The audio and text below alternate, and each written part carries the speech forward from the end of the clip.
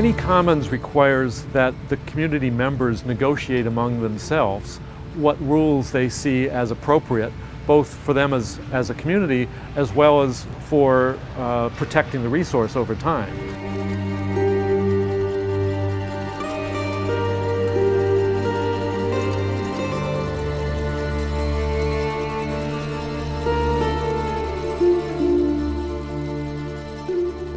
I think the more important aspect is humans seeing themselves as a part of nature, not as masters of nature.